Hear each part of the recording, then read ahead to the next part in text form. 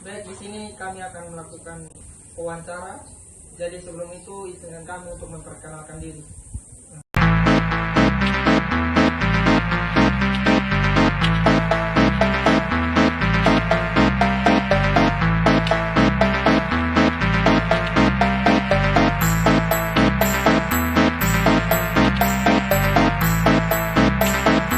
Dexo Speed Up No Counter.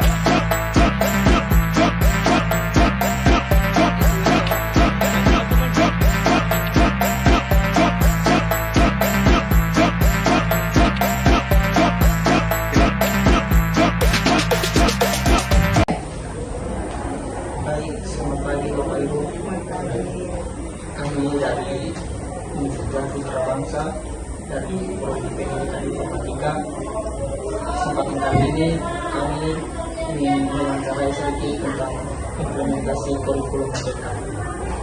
Sebelum itu kami izin memperkenalkan diri. Nama saya Theo Paulina, NIM 237111031. Saya Yosona dengan NIM 2371110. Saya Victor Kenal dengan NIM 2371110. Saya Sikinus Magali dengan NIM 2371109. Izin Bapak Ibu untuk memperkenalkan diri kita. Baik, terima kasih. Perkenalkan, saya Nurmatika di SMP Negeri Sela. Saya mengajar kelas 8 yang lengkap saya dan kalian semua di kelas 8. Saya perkenalkan nama saya Paul Kristimu, guru informatika di SMP 11, khususnya yang ada di kelas 7. Di sini kami akan memberikan beberapa pertanyaan. Yang pertanyaan pertama, apakah sekolah Bapak Ibu sudah menerapkan kurikulum merdeka belajar? Jika ya, sejak kapan mulai menerapkan? Baik, sekolah SMP Negeri 11 merupakan sekolah penggerak yang dimulai dari tahun 2021. Jadi kalau sekolah penggerak itu berarti sudah menerapkan kurikulum merdeka. Jadi kurikulum merdeka ini di SMP Negeri 11 sudah dimulai dari tahun 2021. Pertanyaan yang kedua, bisakah ceritakan sedikit tentang latar belakang Bapak Ibu sebagai guru TIK dan pengalaman Bapak Ibu dalam mengajar TIK? Ya, jadi latar belakang kita harus juga tentang asli dari informatika. Saya berusaha dari kita, tapi pas tes keagamaan itu linear sama informatika. Jurusan kuliah dulu masih linear sama informatika, sehingga kita bisa masuk ke pengalaman sebelum itu masih dibilang masih dasar saja. Tapi seiring dengan ini kita belajar sambil belajar bisa mengerti dengan baik. Pertanyaan yang ketiga, bagaimana Bapak Ibu merancang dan mengimplementasikan kurikulum TIK yang sesuai dengan konsep merdeka belajar di sekolah Bapak Ibu? Baik, kami kan baru mengajar 4 bulan. Jadi kami mulai semuanya dari nol. Jadi mulai dari CP sekarang kan CP terbaru dibandingkan CP yang lalu. Berarti CP-nya kita menggunakan CP terbaru, kita membuat CP, membuat tujuan pembelajaran, kemudian membuat tujuan pembelajaran. Kemudian kita memilih pembelajaran mana yang cocok dilaksanakan di kelas 7, kelas 8 dan kelas 9. Kita bandingkan sesuai dengan tingkat kemampuan. Oh, ini materi yang ini kita cocok kita akan ajarkan di kelas 7.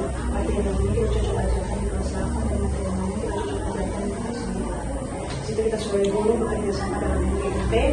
Kami membuat musyawarah guru mata pelajaran TIK untuk membuat CP, tujuan CP, TP dan ATP ini, sehingga kami dapat membuat dari kita membuat pembagian CP, TP, ATP ini, baru kemudian kita membuat modul ajar, perangkat ajar, modul ajar, kemudian bahan ajar, dan juga LKPD untuk setiap kali pelaksanaan pembelajaran. Karena mungkin dalam penerapan ini kan materinya materi baru, hukum ini kan materinya perubahan ilmu, sehingga dari materinya kalau siswanya. Baik, untuk pertanyaan selanjutnya saya akan memberi kesempatan kepada teman saya.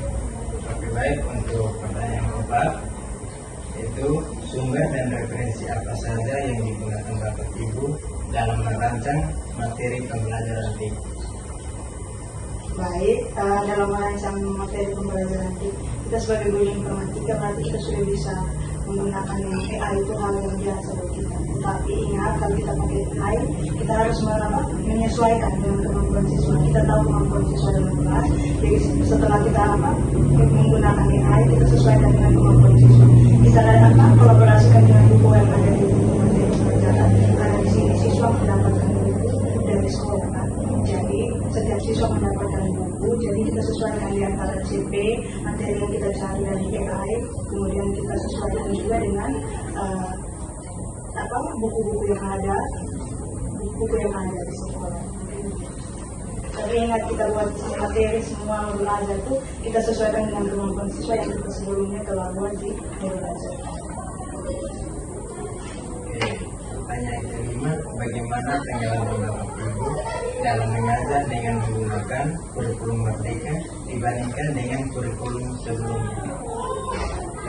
Dari kurikulum sebelumnya yang kita dapat waktu PPL juga itu kurikulum K13, dan kita mulai mengajar K13 dan sekarang kurikulum mereka.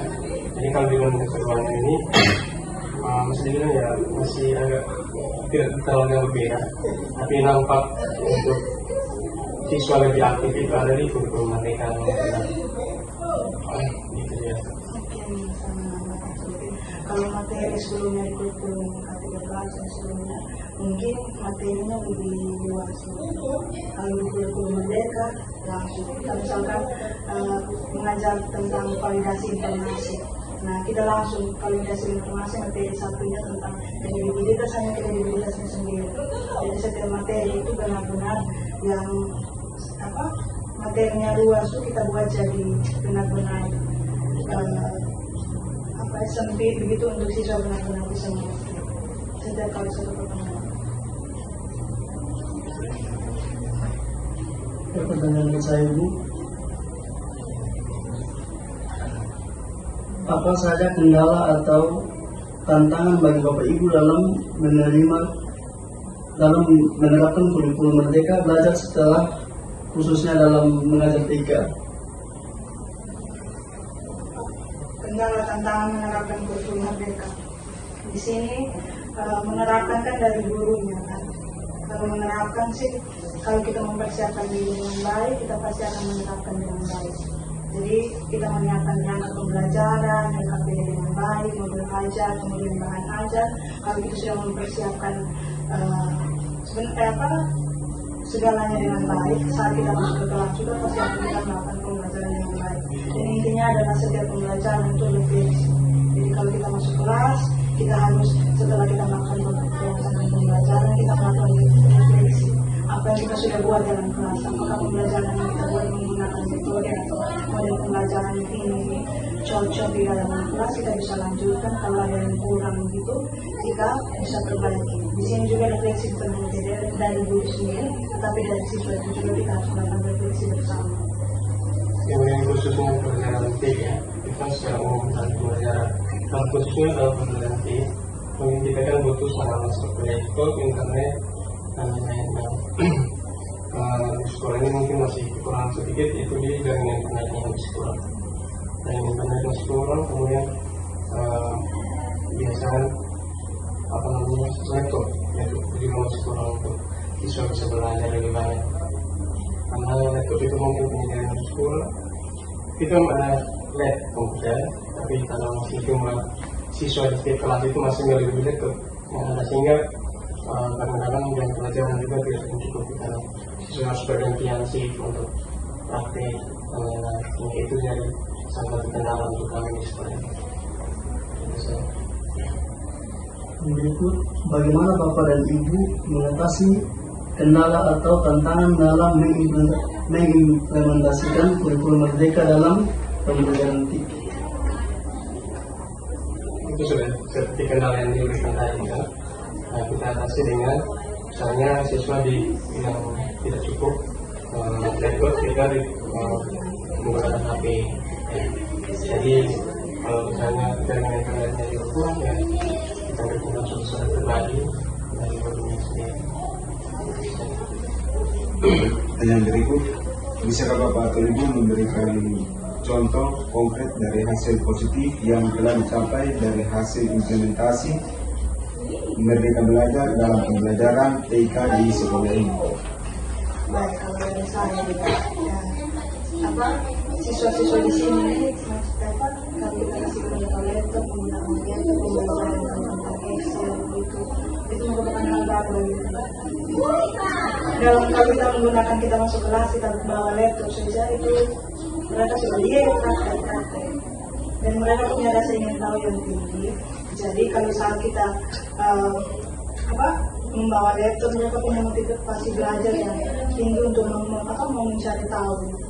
Jadi kalau kita bandingkan kasih tugas tentang yang ada materi tentang kaum ada hal sederhana di lookup itu, nanti mereka kayak punya antusias untuk kerja. Ibu sampai saya kirim juga, mereka punya seperti antusias dalam pengajaran kalau kita menggunakan pembelajaran yang menggunakan berbasis ilmu. Meskipun kalau kita ajar mereka itu ajar benar-benar dari cara rumusnya bagaimana, cara tools juga bagaimana.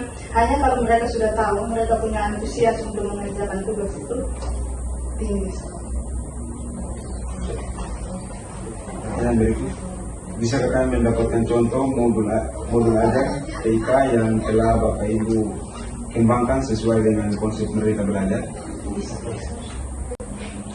Dari kelas 8 atau kelas 9 atau mau 3-3? Butuhnya dari kelas berapa? Kelas 7, kelas 8 atau kelas 9 atau? Bagusnya 3-3. Siap. Nanti kami contoh. Baik, mungkin itu pertanyaan dari kami. Terima kasih atas jawaban yang telah diberikan, sangat bermanfaat bagi kami. Juga mohon maaf jika ada kesalahan kata.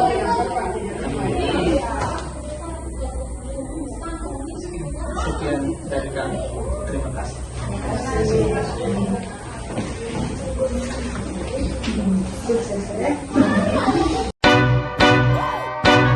Yard. I got so much motherfucking design on right now. Break it down, bring it back, make it clap. I got 3 old thoughts, new guap, wear that thing. Bitches on my line, and you know they come strapped. Hold up, what it not, 45, scope it cash like, whoa. I ain't fucking